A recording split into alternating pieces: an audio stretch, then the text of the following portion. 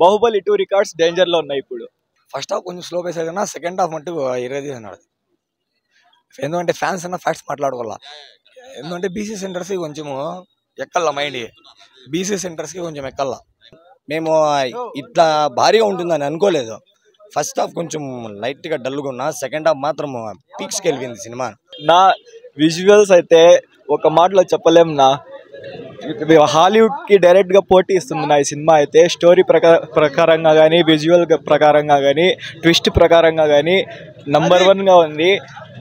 Records break అవుతా పోతాయి అంతే ఇప్పుడు. కానీ లాంగ్ రన్లో కొంచెం హైప్ వస్తే రికార్డ్స్ ఇండియన్ బాహుబలి, ఒక ఇండియన్ కల్కి, ఒక ఇండియన్ కల్కి. అవును, బాహుబలి 2 రికార్డ్స్ డేంజర్ లో ఉన్నాయి ఇప్పుడు ఈజీగా. విజువల్స్ గానీ, ప్రభాస్ కి బుజ్జిగాడు రిపీట్ అయింది నా కామెడీ ప్రకారం గానీ, మ్యూజిక్ అయితే బీజిఎం గానీ, సాంగ్స్ గానీ చాలా బాగున్నాయి నా. కేమియోస్ ఉన్నాయి నా, గూస్ బంప్స్ వస్తానే, క్యామియోస్ ఉన్నాయి, గూస్ బంప్స్ వస్తానే ఉంటాయి. ఫస్ట్ హాఫ్ మొత్తం క్యారెక్టర్స్ ఇంట్రడక్షన్ ఉంటుంది, క్యామియోస్ గాడి ఇంట్రడక్షన్స్ ఉంటాయి, గూస్ బంప్స్ వస్తానే ఉంటాయి నా. ఇప్పుడే కల్కి చూసుకొని వచ్చాను సినిమా. నేను ట్రైలర్ చూసినప్పుడే చెప్పాను ఇది హాలీవుడ్కి బీట్ చేస్తుంది టెక్నాలజీలో అని. అది చేసింది కూడా. నిజంగా చెప్పాలంటే ప్రభాస్ లాంటి ఓ స్టార్ మాకు కావాలన్నా టాలీవుడ్కి. ఎందుకంటే ఈ ప్రభాస్ రేంజ్ ఇక్కడ లేదు, టోటల్ వరల్డ్లో ఉంది. అందువల్ల అతను ఏం చేస్తానంటే మామూలు నార్మల్ సినిమాలు తీయకుండా ఓ కొత్త టెక్నాలజీస్ని ఇంట్రొడ్యూస్ చేస్తున్నాడు. సినిమా చూసినంతసేపు మాకు టాలీవుడ్ సినిమా చూసినట్లేదు, హాలీవుడ్ మూవీ చూసినట్టుంది. ఆ ఫైట్స్లో కానీ, క్యారెక్టర్స్లో కానీ నిజంగా లేపినాడు. ఇంటర్వెల్ ముందు క్లైమాక్స్ ఒక రేంజ్లో ఊపినాడు సినిమాని. నిజంగా మేము ఇట్లా భారీగా ఉంటుందని అనుకోలేదు.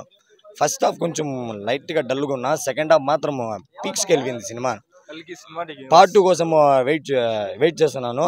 ఆ కమల్ హాసన్ వాళ్ళంతా బాగా సపోర్ట్ చేసినారు. మెయిన్ చెప్పాలంటే Amitabh Bachchan the pillar of cinema. First పార్ట్కి పిల్లర్ ప్రభాస్, తర్వాత వన్ మ్యాన్ షో ప్రభాస్. దాని తర్వాత ఇంకెవరన్నా సినిమా మీద నిలబెట్టినాడంటే అది అమితాబ్ బచ్చనే. అమితాబ్ బచ్చన్కి ప్రభాస్కి వచ్చే ఫైట్స్ ఉంటాయి, ఒకడు కూర్చోవాలి. అసలు ప్రభాస్ సెట్ అయినట్లు ఎవడు సెట్ కాడు.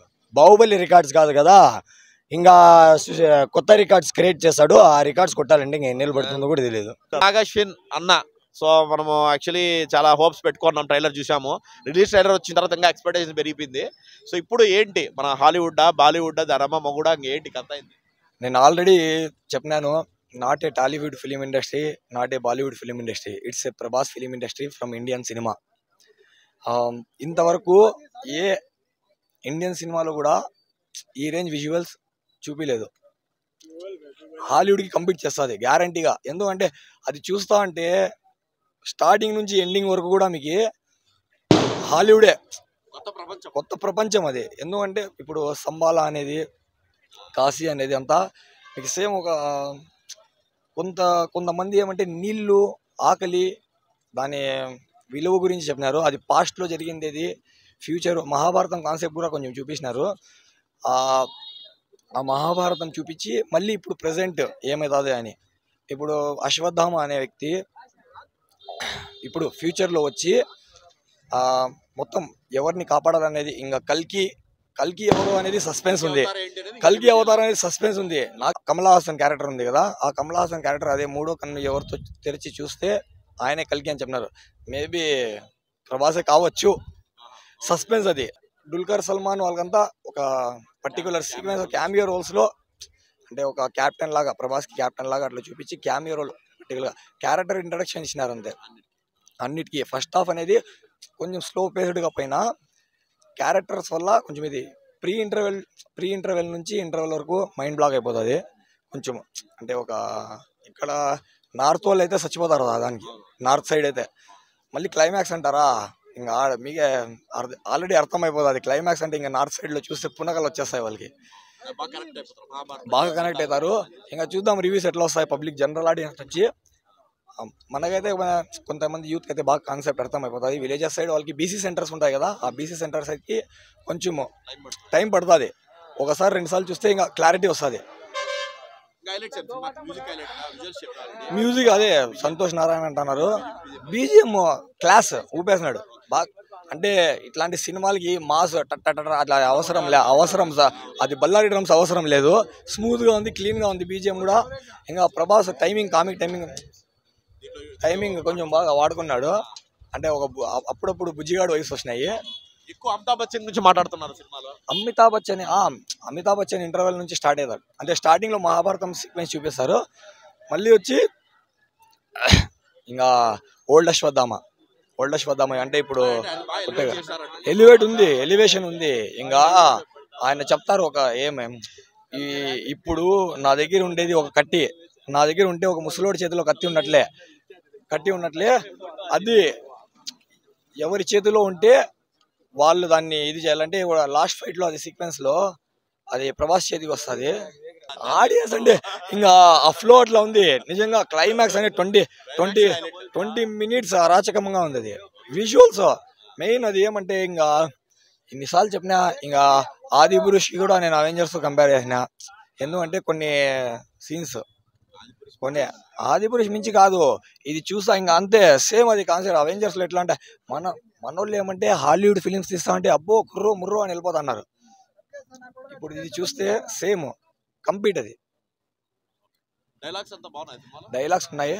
అంటే వాయిస్ డబ్బింగ్ అనేది కొంచెం అంటే విలన్ సైడ్ వాళ్ళంతా కొంచెం అర్థం కాని భాషలో ఉన్నాయి. అది ఇంకా మన రికార్డ్స్ గురించి చెప్పే ముందు already premieres all time record presales లో హైదరాబాద్ బుకింగ్స్ ఏం బ్రో, అది నియర్ టు 20 crores, అంటే డబుల్ మార్జిన్ RRRకి.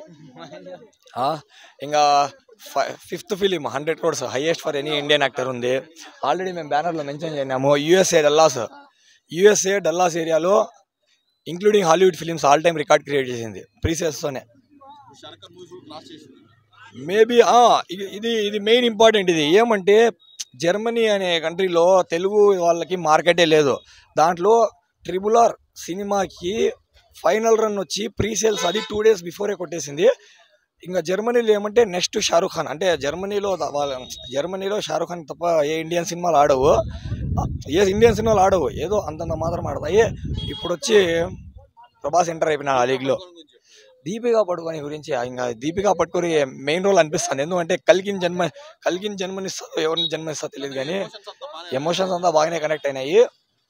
ఫస్ట్ హాఫ్ కొంచెం స్లో వేసాడు కన్నా సెకండ్ హాఫ్ మటుకు ఇరవై అన్నాడు. ఎందుకంటే ఫ్యాన్స్ అన్న ఫ్యాక్ట్స్ మాట్లాడుకోవాలా. ఎందుకంటే బీసీ సెంటర్స్కి కొంచెము ఎక్కల్లా మైండ్, బీసీ సెంటర్స్కి కొంచెం ఎక్కల్లా. క్లాస్ ఆడియన్స్కి అయితే ఇంకా నేషనల్ మల్టీప్లెక్సెస్ ఉంటాయి కదా, 3 chains పీవీఆర్ వాళ్ళంతా, ఆ ఆడియన్స్కి అయితే బాగా ఉంటుంది. సింగిల్ స్క్రీన్స్ కూడా ఉతికేస్తుంది. ఎందుకంటే ప్రభాస్ ఉన్నాడు, ఫైట్స్ ఉన్నాయంతా.